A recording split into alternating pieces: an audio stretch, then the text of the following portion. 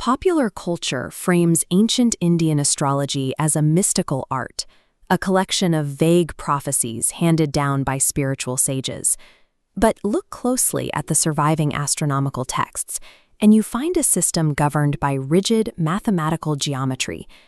The foundational manual of this system is the Parashara Hora Shastra. Reading it reveals a computational handbook rather than a philosophical treatise. These original paper manuscripts contain dense blocks of Sanskrit text that function as highly compressed mnemonic algorithms, structured specifically to store and execute large datasets. Our objective is to reverse engineer this text from first principles and reconstruct the mathematical blueprint contained within these shlokas.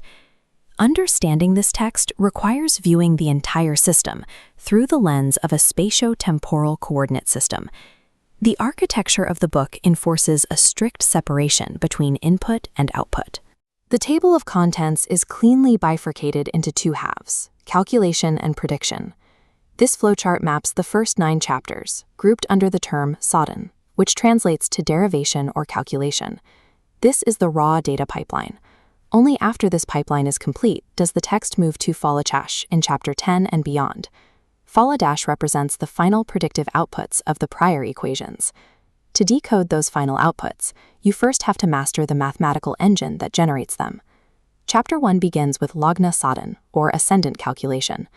This is the mandatory first step to boot up the algorithm. The formula requires 2 highly specific inputs. First, the exact geographical latitude of the observer on Earth. Second, it requires the precise millisecond of observation. This visualization demonstrates how those 2 variables are used to calculate the exact degree of the zodiac rising on the eastern horizon. Pinpointing this intersection locks in the origin point, coordinate 000, for a specific universal map. With the anchor set, Chapter 2 moves to Bhav Sadhan, the calculation of astrological houses. The algorithm then divides the local sky sphere into specific geometric sectors, all radiating outward from that established origin point. Chapters 1 and 2 deliver the static, local spatial anchor. They build the blank grid onto which all other planetary data will be plotted. A base map divided into massive 30-degree macro slices lacks the granularity required for complex modeling. Chapter 4 solves this resolution problem by introducing Shodash Varga, a system of 16 divisional charts. This diagram illustrates the harmonic division process. The text uses prime and composite numbers to recursively fracture a single 30-degree arc into microdivisions, halves, ninths, and twelfths. These newly generated divisions are not physical celestial bodies. They are mathematical microstates, extracted through high-level harmonic analysis of celestial longitude. In any complex system, variables cannot carry equal weight. Chapter 5 introduces Graha Bala, a framework for calculating planetary strength. This animation represents the physical astronomical data points quantified by the text, filtering factors like a planet's visual brightness, declination, and orbital speed into numeric values. Chapter 8 moves from physical data to an entirely abstract weighting system called Ashtak Varga. Ashtak Varga functions as a binary matrix. It operates purely on the relative geometric distances between all the planets in the sky. As this grid generates, it drops zeros and ones into place, tallying them across distinct rows based on those distances. The Sanskrit verses act as logical if-then gates to dictate exactly where these binary outputs land. Adding up the columns yields a cumulative probability score for specific nodes on the chart.